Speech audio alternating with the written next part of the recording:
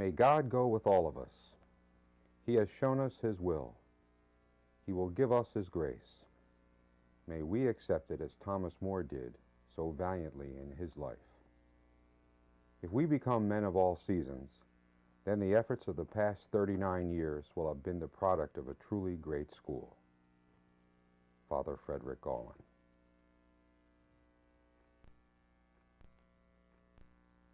The Chinese people have a way of greeting one another with the saying, "May you live in interesting times." Undoubtedly, the man for whom St. Thomas More was named lived in both interesting and dangerous times, the England of King Henry VIII.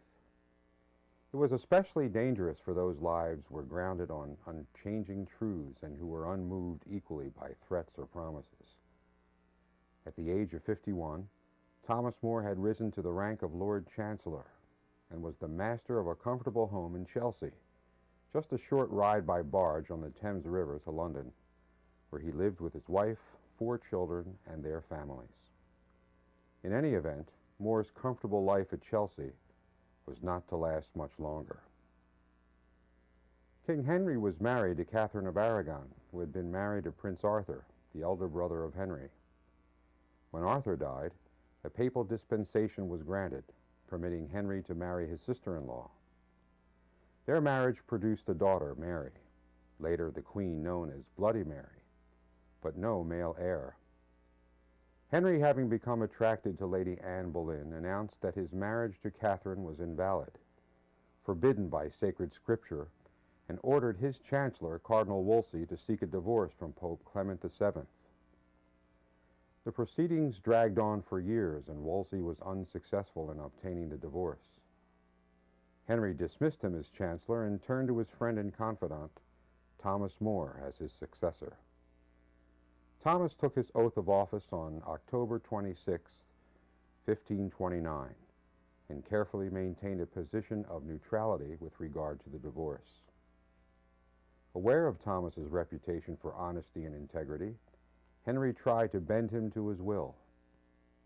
He failed to do so, but on May 16, 1532, More resigned the chancellorship and returned to Chelsea. When Parliament passed the Act of Supremacy, which questioned the authority of the Pope and declared the king to be head of the Church in England, More refused to take the oath to support it. His family urged him to accommodate the king, but he replied that he would not betray his conscience for a few more years of life. On July 6, 1535, following a trial, he was executed as a traitor. His last words were, "I die the king's good servant, but God's first." 400 years later, in 1935, Pope Pius XII canonized Thomas More.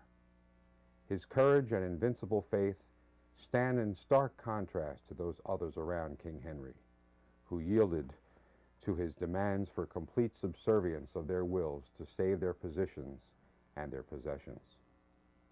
The saint who looks out at us from Holbein's famous painting and who was characterized by David Bolt as a man for all seasons, challenges us to reject the materialism and godlessness of our day and to take our stand with him on the side of justice and truth.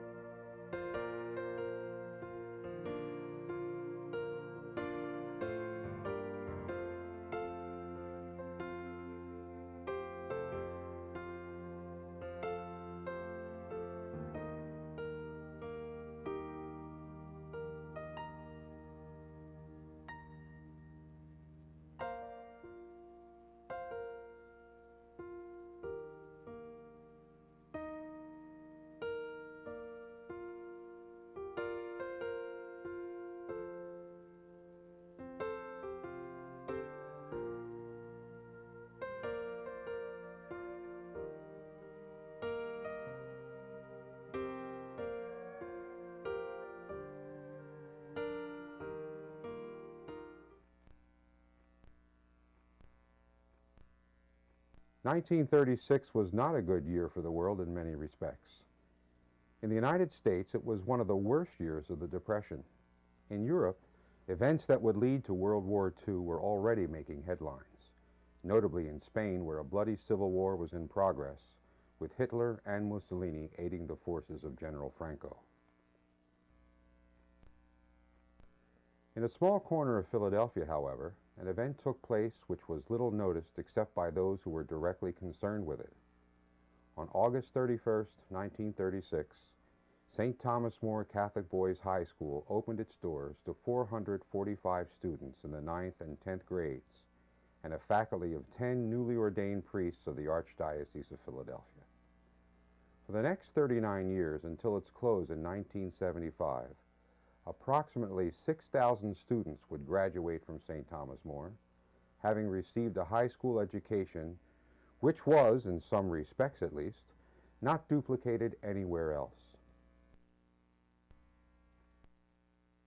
The Archdiocesan priests, Franciscan TORs, and Vincentian fathers who succeeded them, together with the loyal and devoted lay members of the faculty, forged a spirit of brotherhood which remains alive and well decades after the school closed. The diocesan priests, the TOR Franciscans, the lay teachers, and ourselves, we got along very well, and they broke us in like a cult is broken in by experienced people. We were broken in by the men who went before us. We might say that we stood on the shoulder of giants. And as far as the students go, they also are outstanding. I think principally because of the way the diocesan priests trained them in the beginning. Because of rising costs and declining enrollment, the Archdiocese felt obliged to close the school. The last principal of St. Thomas More was Father Frederick Gollin. He was also a member of the first freshman class, which graduated in 1940. In June of 1975, Father Gollin had to announce the closing of St. Thomas More to what would become its last graduating class. The red brick building which housed St. Thomas More High School was located in West Philadelphia on the corner of 47th Street and Wyalusing Avenue. It was built in 1922 and was originally the grade school for our Mother of Sorrows parish. By 1936, however, because of overcrowded conditions at West Philadelphia Catholic Boys High School, the Archdiocese had purchased the building from the parish as a new high school. The building was renovated and was ready to receive students in their freshman and sophomore years for the 1936-37 school year. The first principal of the school was the Reverend Dr. Joseph Sangmeister. He was ably assisted by a faculty of young priests, recent graduates of St. Charles Seminary. These priests were able to instill in their students the enthusiasm and school spirit that they themselves felt.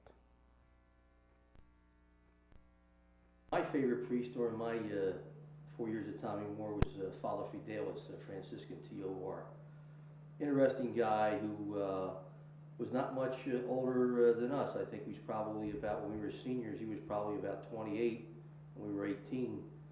And he told us some interesting stories from Brooklyn, New York, and how he went to the seminary and influenced a great deal of the class. I thought that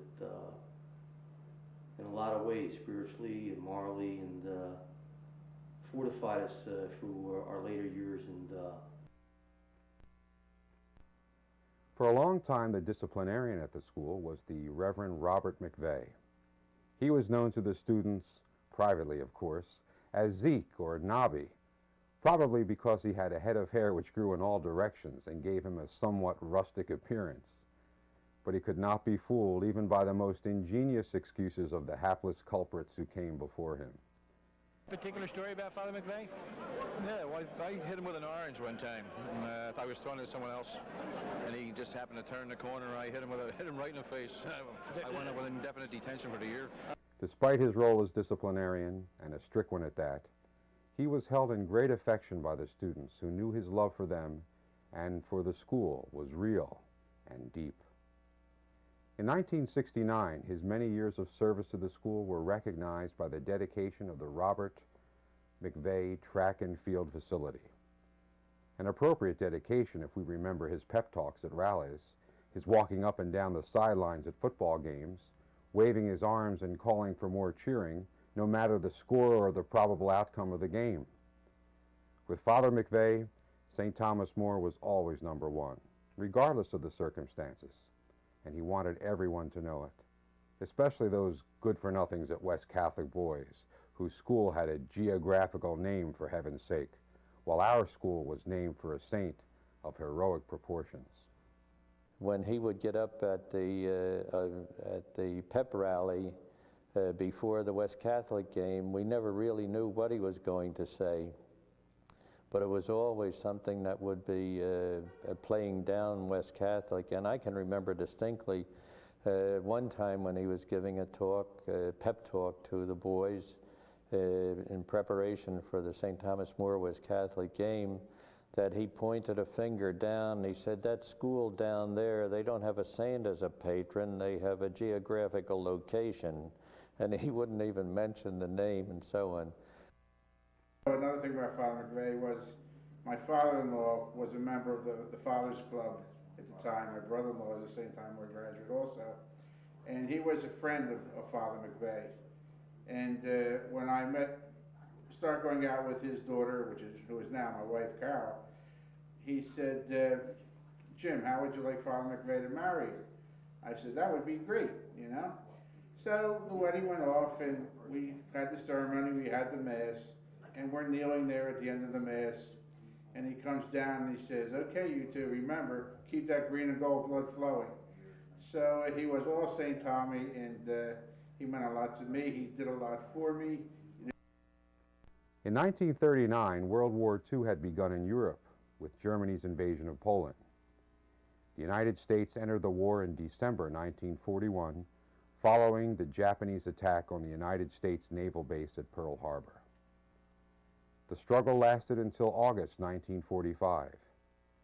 These war years saw the first senior classes graduate from St. Thomas More, and a substantial majority of them served in the armed forces of the United States, 38 of whom were killed in action. Despite the tragedy of the war and the changes it brought about in everyday living, scholastic life continued much as usual. In the field of athletics, St. Thomas More experienced some notable successes. 1939 saw the rowing team, crew team, and bowling team win Catholic League championships. The school newspaper, the Chancellor, marked its second anniversary. In 1942, the Golden Bears easily won the Catholic League track championship. The basketball teams were league champions in 1951, 1961, 1966, and 1972. But it was not until November of 1954 that the football team was able to defeat West Catholic by a score of 19-13, the first of several victories to follow.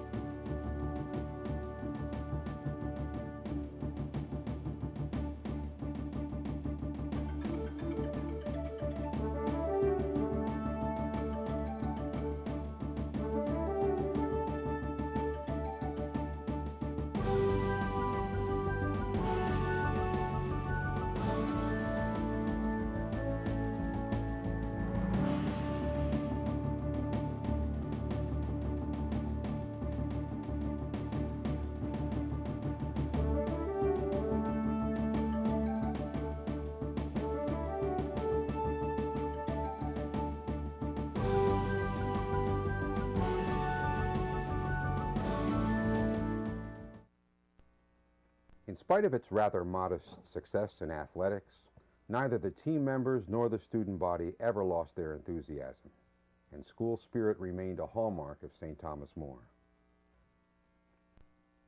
The parishes from which St. Thomas More drew its students were located in West Philadelphia, north of Market Street, and west of the Schuylkill River, and included a few suburban parishes.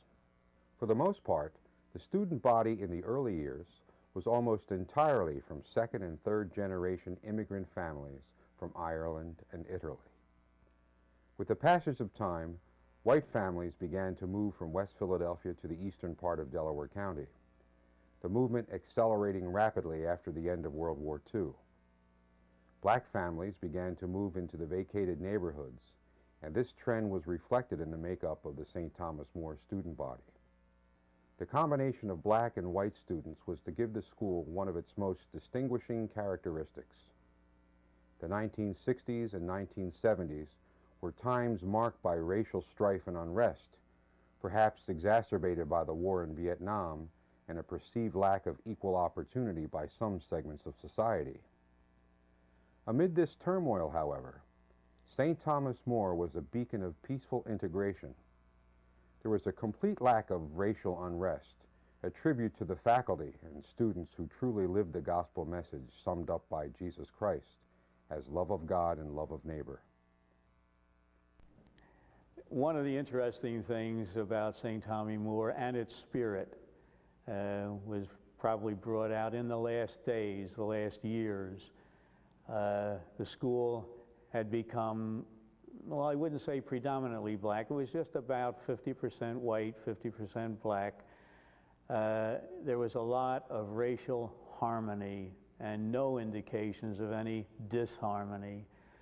When I say this, and when I said it at that time, there were a few skeptics, including one at that time rather well-known black columnist from the Philadelphia Daily News.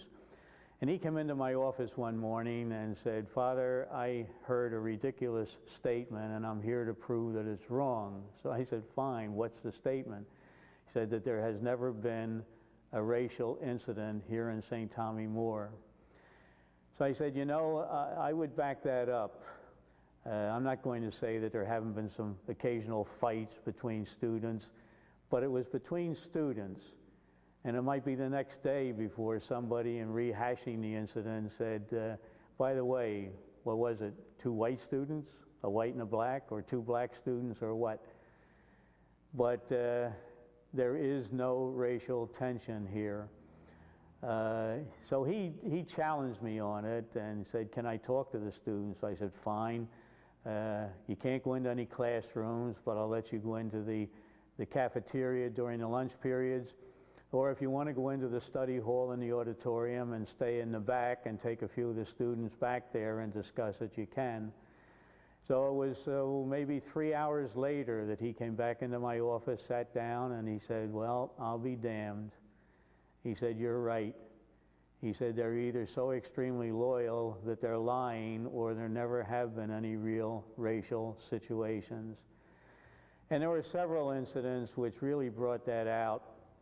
And the one that sticks in my mind was the last basketball game in the gymnasium at St. Thomas More.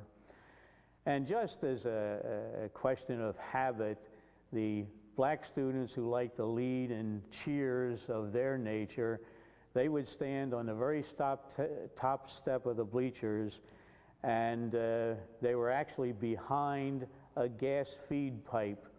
And they would use their drumsticks on that pipe, beating out the rhythms of the chants that they wanted to carry on during the game. And then at the end of the gymnasium, most of the white students would have their own crowd there. But at this final game, without anyone saying anything, at the beginning of the halftime, all of the white students come down off their stands and went back up to the very back, and mixed with a group of the black students and joined their chants to the best of their abilities for the first time in the history of the school. And believe me, there were tears in the eyes of many a faculty member when they saw that. The news of the closing of the school in 1975 was received with dismay by all of those who saw it as a model of an integrated educational institution. The dispersal of the first several graduating classes of St. Thomas More, those classes graduating from 1939 to 1945, by their entry into military service, prevented the establishment of an active alumni association. It was not until a few years after the school closed that a handful of determined graduates began to organize the alumni. Al Finelli and John Baines were both members of the class of 1948. Al had a barber shop in Drexel Hill, and John was employed by Uncle Sam as a mailman. They would often reminisce about their days at St. Thomas More, and eventually began to discuss the possibility of bringing the alumni together again. They also discovered that several other alumni were establishing a St. Thomas More memorabilia room in the Knights of Columbus building on Baltimore Pike, Springfield, Delaware County. Up to that time, all St. Thomas More school records, memorabilia, and athletic trophies were still being stored at West Catholic High School. One of the things that we wanted to do when we were reforming the alumni was to get our memorabilia back, and we weren't sure where it was, except that we were told that it was down in West Catholic. Brother Ed, who was the principal then, was very helpful to me in getting a lot of the memorabilia. And then I used Bob Vitrone, Elias Buck, the bartender from the Daily News, and he would put information and articles in the Daily News for me about the memorabilia. And it was very good and very helpful to us. I got an awful lot of the memorabilia back through him. The two groups decided to pool their efforts. The result was the scheduling of a communion breakfast to be held on March 21st, 1982, at the Parish Church of Our Mother of Sorrows, close by the old school building, with breakfast at a nearby restaurant on Baltimore Pike. 200 tickets were printed, and to everyone's surprise, were sold in one night. 150 more were made available and were as quickly sold. On March 21st, 1,100 alumni were in attendance. The one that really got me was in the first communion breakfast. Everybody was wondering how many people were going to show up for it. And it was like, everybody was saying, oh, we're really lucky if we get 400. So I kept saying, no, you're going to get more than that. And I kept saying, you're going to get over 1,000. And lo and behold, the first breakfast we had, which was at the Alpine Inn, it was at least 1,500 people there. 1,000 people sitting down eating breakfast, and another 400 or 500 people out at the bar trying to get in. Although the school had been closed for 7 years, the ties that bound these men as high school students still held them together and continued to do so in the following years. The communion breakfast became an annual event and was moved to the Cathedral Basilica of Saints Peter and Paul, and the breakfast to the Franklin Plaza Hotel to accommodate the large numbers who attended. The peak of attendance was reached in 1986, the 50th anniversary of the opening of the school. It was the largest communion breakfast, and still is the largest Catholic high school communion breakfast in the Archdiocese of Philadelphia. When 2,200 alumni were present. The Mass was celebrated by the Most Reverend Louis A. DeSimone, Auxiliary Bishop of the Archdiocese of Philadelphia. After Mass, led by men carrying the green and gold St. Thomas More banner, and accompanied by the Philadelphia Police and Firemen's Band, the alumni marched from the Franklin Plaza Hotel at 16th and Vine Streets by way of Logan Circle. It was an impressive sight. One of the greatest tributes that we ever received as Catholic men during the 1986 communion breakfast, when we had 2,200 members, during the march after Mass, a policeman came to me and he said, this is the first time that he has ever seen 2,200 men walking around the Logan Library, through the cathedral into the Franklin Plaza without protesting anything. He said it was a tribute to the Catholic education and also to St. Thomas More High School that they could get this many men out on a Sunday to participate in a communion breakfast. The Reverend John Driscoll of the Order of St. Augustine, a member of the class of 1940 and former president of Villanova University, spoke to the alumni at the breakfast. St. Thomas More experience has a deep personal meaning for each of us, and witness this gathering this morning, a totally incredible phenomenon.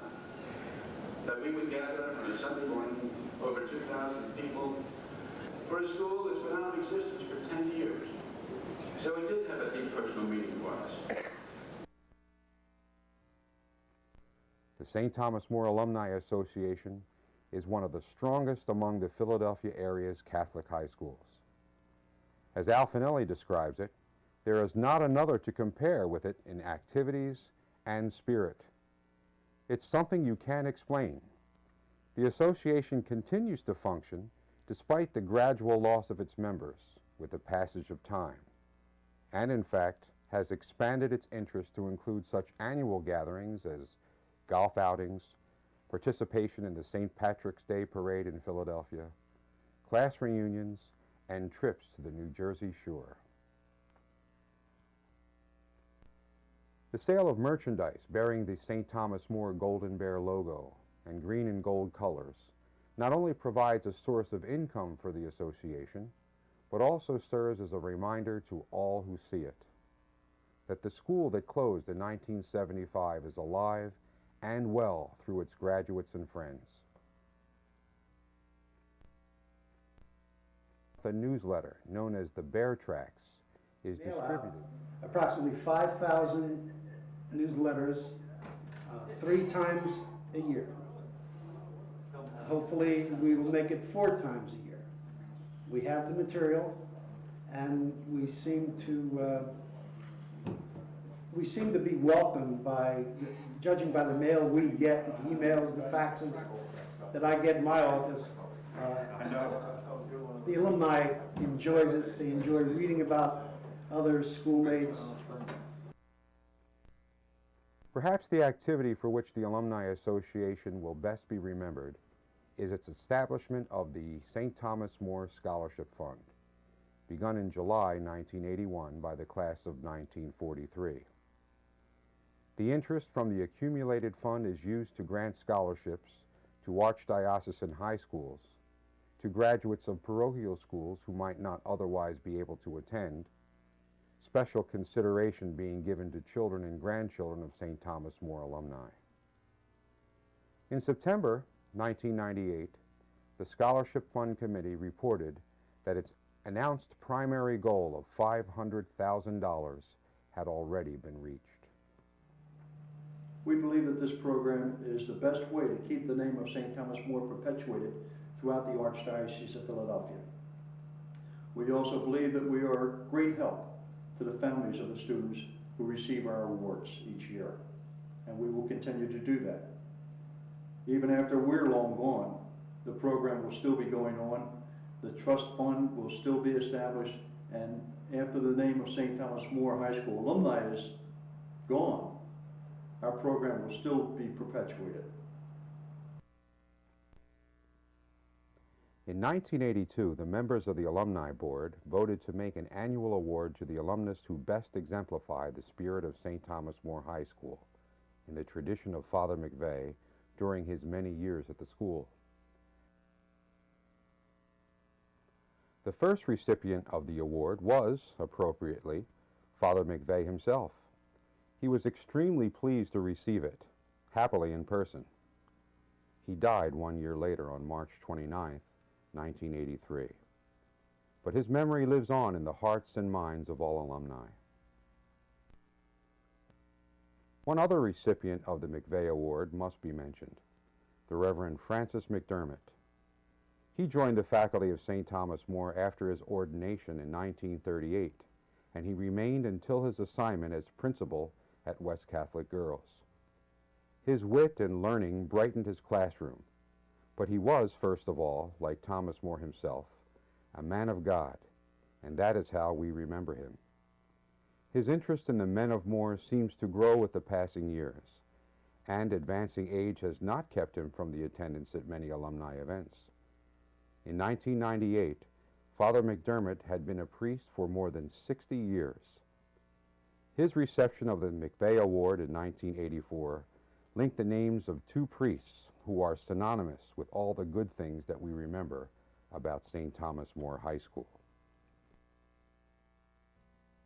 How do we account for the continued devotion of the graduates of St. Thomas More to the memory of the school? Certainly, as they remember their high school years, they appreciate more fully the benefits they derived from the efforts of the faculty to make Catholic principles an integral part of their lives, along with the secular education they received. The Englishman, Thomas More, Lord Chancellor to King Henry VIII, executed for refusing to compromise his faith, has reason to be proud of the little school in Philadelphia that bore his name and held high the banner of Catholic education.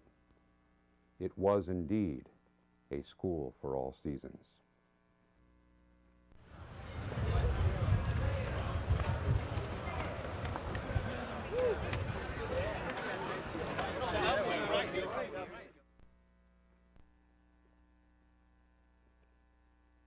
"39 years of spirited Catholic education cannot die just because the doors of a building are closed.